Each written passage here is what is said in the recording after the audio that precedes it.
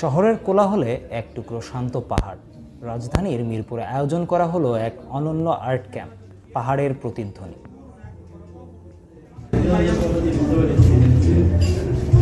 পার্বত্য চট্টগ্রামের 12 জন নবীন চিত্রশিল্পী অংশ নিয়েছেন এই দিনব্যাপী শিল্প আসরে। প্রতিজন শিল্পী এঁকেছেন অন্তত 2টি করে চিত্রকর্ম, যেখানে ফুটে উঠেছে পাহাড়ি জীবন, সংস্কৃতি আর কৃষ্টি। তো আজকের যে আয়োজন সেটা হচ্ছে মূলত আমরা রেস্টুরেন্টে খাবার পরিবেশন করি। অনেক সময় আমরা আমাদের পাহাড়ি আদিবাসীদের বিভিন্ন রকম খাবার পরিবেশন করি, কিন্তু আমাদের মাথায় থাকে এই জিনিসটা যে আমি যদি আমার কৃষ্টি কালচার, আমার লিভিংস, আমার যে কালচার যেটা আছে টোটালি যদি আপনি রিপ্রেজেন্ট করতে চাই, শুধু এটা খাবারের মাধ্যমে হবে না। তো সেটাতে আপনার আর্ট দরকার আছে, আপনার বিভিন্ন সামাজিক গ্যাদারিং দরকার আছে। তো সেই চিন্তাভাবনা করেই হচ্ছে আজকের আয়োজন।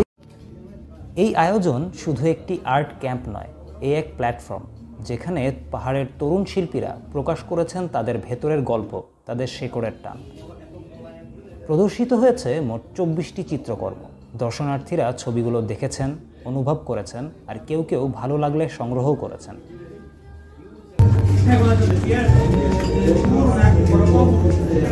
এই আয়োজনের মেইন যে উদ্দেশ্য হলো একটা প্ল্যাটফর্ম বা একটা সুযোগ তৈরি করে দেওয়া স্টুডেন্টদেরকে।